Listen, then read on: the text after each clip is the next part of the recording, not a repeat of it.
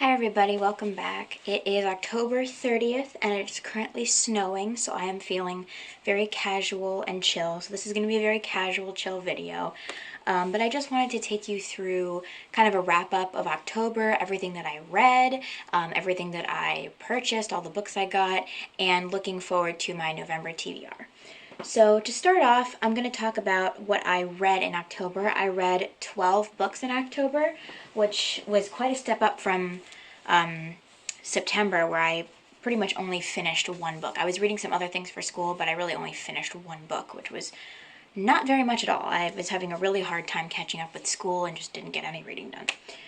So the first thing I read in October was Night by Elie Wiesel, and this was a book for my Holocaust literature class. And I don't have a lot to say about it. I don't really think I rated it on Goodreads or anything because it was a school book. It was interesting. I listened to it on audio. This is just a little library copy that I have. But yeah, it was interesting. It definitely wasn't something I read for pleasure, but it was interesting nonetheless. And then in terms of audiobooks, I'll talk about that now because the second book I read was Look How Happy I'm Making You by Polly Rosenwake, I believe that's how you say it, which is a collection of short stories about motherhood and kind of like all of the topics surrounding motherhood, from people who didn't want to be mothers to people who really wanted to be mothers but couldn't get pregnant, and fertility, all that kind of stuff. It was really interesting. Some of the stories weren't my favorite. That's the problem with short story collections. It's really hard to give a star rating to those because some stories you really love and fall in love with, and then others just don't work for you. So I read that, and then I also read Sisters by Daisy Johnson, which was such an odd, creepy book. It was very similar to We've Always Lived in the Castle by Shirley Jackson, which Shirley Jackson is one of my all-time favorite authors, probably my favorite author. But it was definitely a very odd book, and I don't really know what to rate that either. I'm really bad with star ratings because I feel like there are things that I really loved and appreciated about it, but other things that I just no. So those are the audiobooks that I listened to. And then next I read a few Wings of Fire books. This is a series that my boyfriend and I are a buddy reading, and I read a decent amount of the series in October. I first read The Hidden Kingdom, which is book 3 in the series, which follows my favorite character. This is Glory. So I read that one. And then I read book 4, which is The Dark Secret, and book 5, The Brightest Night, and that kind of finishes off the first arc of the Wings of Fire series. So that was super interesting to read, and it was a lot of fun discussing these with my boyfriend also. And then along that same thread, I also read the graphic novel, which I don't have right now, but the graphic novel for book 3 of Wings of Fire, which the art style is really cute, and I really enjoyed that also. So next I read probably my favorite, or one of my most favorite books of 2020, which is I'm Thinking of Ending Things by Ian Reid. I'm sure you've heard of this, and I'm sure many people are screaming at you to read it. If you haven't, it's amazing. It completely blew me away. It is a kind of psychological thriller / horror book. I'm not going to give you any plot because I don't want to ruin it for you, but it is a fantastic book, and my coworker in the children's department actually recommended this to me, and I was absolutely blown away, so highly recommend this one. I also read Frankenstein by Mary Shelley. This is the 1818 text, and the cover is just gorgeous. I love it. But this was a reading for class. I'm taking an entire class on Frankenstein and kind of how the story of Frankenstein has persisted over the years and all of the different iterations of Frankenstein. So obviously we read this to get the original context and perspective of Frankenstein. And I have annotated it. I thoroughly enjoyed reading this. There are parts, obviously, that get a little, slog a little bit. The parts where the monster is talking about living in the wilderness for a while kind of bored me a little bit. But for the most part, I really did enjoy this book, and I think it will enrich my literary canon knowledge, if you want to say that. Obviously, I have mixed feelings about classics and the literary canon, but this was a really interesting book and really helped me understand the context of the time period. And then the last few things that I read are all graphic novels. This is Victor LaValle's Destroyer, which is an interpretation of Frankenstein. It's not necessarily an interpretation, it's kind of more a story that interacts with Frankenstein. It takes place 200 years after the original novel, and it kind of finds a way to weave the same themes and ideas into the story, but make it fit more with the time period now. Basically, this character, his name is Akai, and he is a kind of Frankenstein's monster, but he was shot by a police officer, and his mother, being the last descendant of Victor Frankenstein, ends up making him immortal, kind of. So it's a really interesting retelling and a way of interacting with the old novel, but bringing in modern themes and concerns. So that was really interesting, and the art style is amazing. And then I read Mouse 1 and 2 by Art Spiegelman.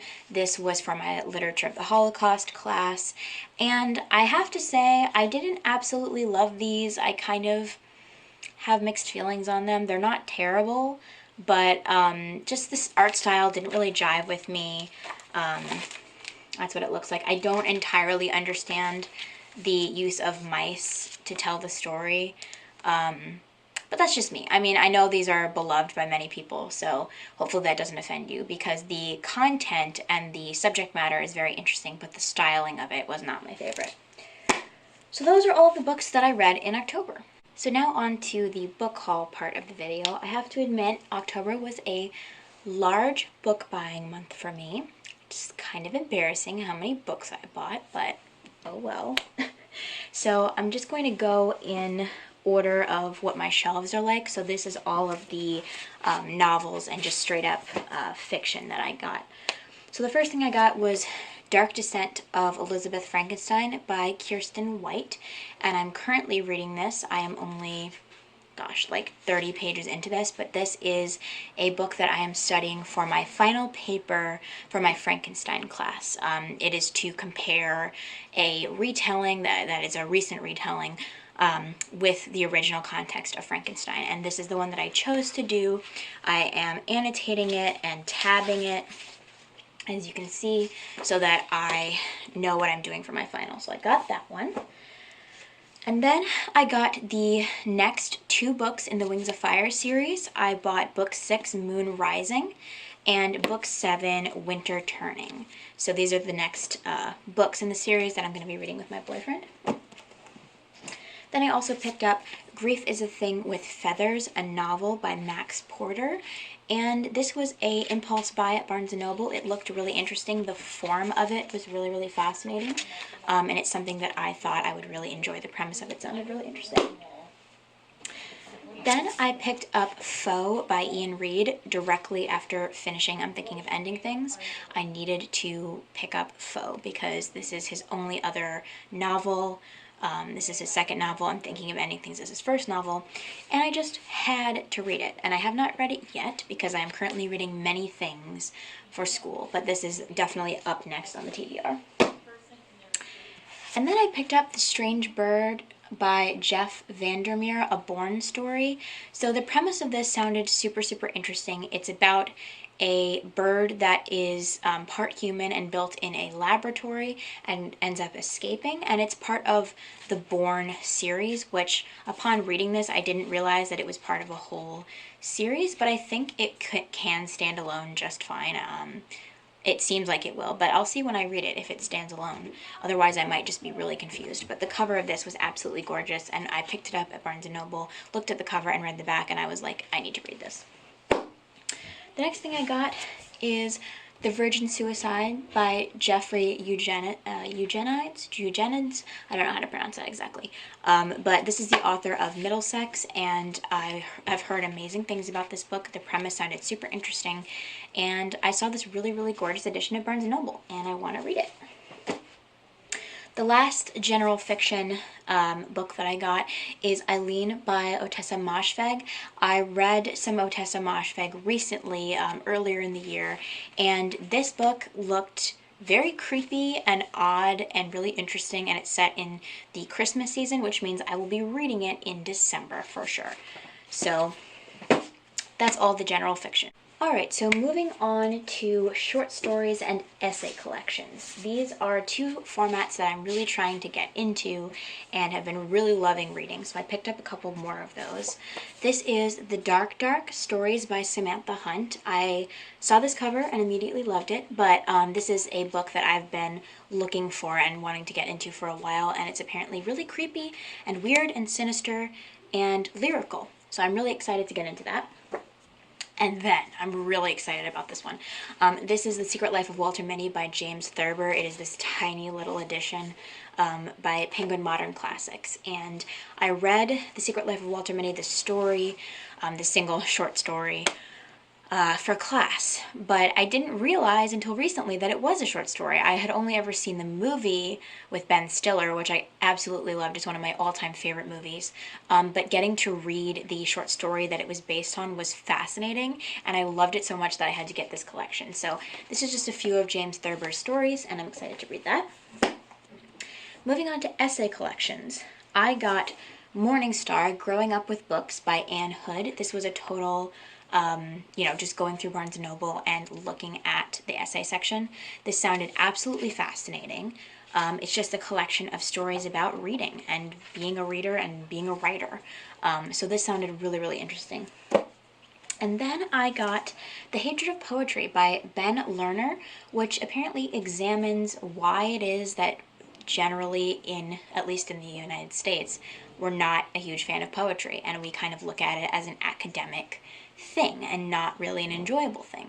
So this is a single essay that's around 80 pages long, and I'm excited to get into that. And then this is Packing My Library by Alberto Manguel. And this is basically 10, it says an elegy and 10 digressions is the subtitle. But this is basically talking about when the author packed up his entire library to move and all of the things that it made him think about and wonder about. And I was really excited about this because I am looking to move soon, and I am also going to have to pack up all of my books, my library. So I really wanted to read this, hopefully concurrently with that, and kind of see how my experience fits in with his experience.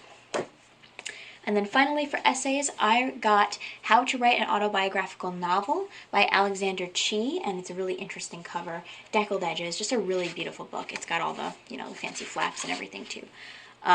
This is a book about writing an autobiographical novel, as it says. I am currently in a creative nonfiction class, which is basically a memoir writing class, and this is something that I really wanted to continue pursuing and studying after I finish my degree. So this was going to be a resource that I go to when I'm continuing to write that. So yeah. Alright, well if you're still here, congratulations, because this is the last pile of books that I got in October. Don't judge me. I have gotten a lot of Shirley Jackson books and things adjacent to the Shirley Jackson universe, if you would say that. Shirley Jackson is, like I said before, probably one of my favorite writers, if not my favorite writer. And I just haven't read enough of her because I feel like I know that she's never going to publish anything else because she died. So I need to stretch out all of her books and all of her stories as long as I can. But I hope that I still get to read everything she wrote in my lifetime because I really want to. So the first thing I got was The Haunting of Hill House in this absolutely gorgeous new Penguin Classics edition with these beautiful pencil drawing illustrations, and it has deckled edges and all of the fancy flaps, which of course I'm a huge sucker for. But I'm currently reading this. I'm 50 pages in, and I am again annotating it and just writing my thoughts and keeping track of what I think of this book, because so far the language is absolutely stunning. I love it so much. I haven't gotten to that much scary stuff yet, but it still has a very creepy kind of slow build vibe to it, which I'm really, really loving. Next, I got Hangs a Man, which is one of her earlier novels, but this goes with kind of my interest in this book, which is Shirley, a novel by Susan Scarf Merrill. And this is the novel that the movie Shirley that just came out recently was based off of. And I really enjoyed that movie, so I wanted to kind of get more of a background of where that novelization of her life kind of came from. But in this book slash movie, she's writing Hangs a Man. So I wanted to read these kind of back to back or concurrently when I do read them. And then I got Life Among the Savages, which I already had Raising Demons. Raising Demons is like the part 2 in this little like mini-series. I have already read this, but I didn't have a copy of it, which is kind of silly because this was one of my absolute favorite books of 2019, probably my top 3 favorite books of 2019. And it's about Shirley Jackson's life with her kids and the struggle she kind of faces to be a mother and be a writer at the same time, and facing the judgment of so many people who are not really a fan of her being a writer and a stay-at-home mom, because she seems to kind of neglect her wifely duties, motherly duties, as you might say. But yeah, this is an absolutely beautiful, wonderful book, and I finally got my hands on a copy. And then the last book I got in October was A Rather Haunted Life by Ruth Franklin, which is kind of one of the most frequently cited and talked about biographies of Shirley Jackson, if not the most frequently cited. This is a very long book. It is upwards of 500 pages, I believe. And I have already read this. I listened to this on audio. It's a very floppy book, which I am a huge fan of. But I wanted to have a copy of this because I want to go back through it. I felt like when I listened to it on audio, I wasn't entirely soaking in the information, and I want to go through this and annotate it and really dive a little bit deeper into her life because she's such an interesting figure. So those are all the books that I got in October. Alright, so before it gets dark, I'm on to the final portion of this video, which is my November TBR, which is quite long because November is the last full month that I have of school ever. I am graduating with my bachelor's in December, which is crazy town. A lot of emotions there. But November is the last month that I will be in classes because the first week of December is my finals week. So I have quite a bit of reading that I have to do. I have, I believe, 12 books on my TBR for all of November. A few of them are personal reading things, but most of them are school things. So let's start with school things. I have Wandering in Strange Lands by Morgan Jerkins, a daughter of the Great Migration reclaims her roots. And this is, so far, I'm like, I don't know, 30 pages into this. And it's really interesting. This is for my creative nonfiction kind of like memoir writing class. So we wanted to read a full-length memoir to kind of get the overall idea of how you write a memoir that is, upwards of 300 pages long. So yeah, that's on the docket for November. And then for my, let's just continue with that class. For that class, I also have to read Zadie Smith's Intimations, which is a essay collection about the beginning of quarantine for COVID-19. So this is going to be really interesting. I think we have to kind of talk about this in terms of like processing things that go on in our lives, current events and current traumas and things like that. I guess my professor wanted us to kind of examine how we might approach similar topics. And then the last book I have to read for that class is Bluets by Maggie Nelson. This is another essay collection, which I know absolutely nothing about. It's a very, very pretty book, though, so I'm excited to dive into that for class as well. And then for my Holocaust literature class, I have 2 more books to read, and that is The Shawl by Cynthia Ozick, which is a very short book, actually. It's like 70 pages, 80 pages. And I also have The Reader by Bernard Schlick, I think that's how you pronounce it. And this is another book for Holocaust literature, which I also know nothing about, except for that I have to read it. So that's on my TBR. And then for my Frankenstein class, obviously, as I talked to you about, The Dark Descent of Elizabeth Frankenstein has to get finished so I can do my final paper. And then I have 2 books for the actual like course reading for Frankenstein, which is Frankenstein in Baghdad by Ahmed Sadawi.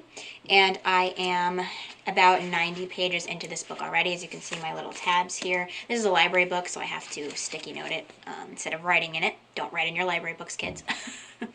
But yeah, this is so far pretty interesting. It is definitely a lot different than the original Frankenstein, but interesting nonetheless, so I have to finish that. And the last book I have to read for that class is Frankenstein by Jeanette Winterson, which apparently is another reimagining that talks about gender and sex and those kind of things, which is going to be really interesting to study. So that's the last one for school. And then the fun part, which is personal reading. I already talked to you about two of these. The Haunting of Hill House I want to get through. I'm 50 pages into this, so I want to finish that November. I also really want to read Foe. Like I said, I was obsessed with his other book, so I really want to read this.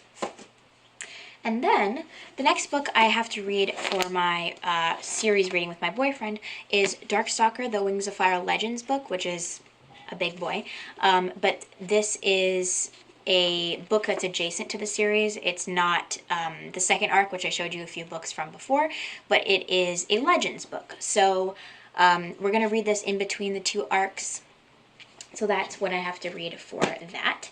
And then the final book I want to read is this graphic novel, Go With The Flow, by Lily Williams and Karen Schneeman. I believe that's how you say it. And this is a high school story that's related to a group of girls and talks a lot about periods and menstruation. So this sounds really, really interesting, and I want to read that. So that is all the books that I want to read in November. Sorry for this very long video, but I hope you enjoyed seeing what I read, what I bought, and what I'm going to be reading. So I will update you, I'm sure, on how I do with the reading of all these books, and I'll see you next time.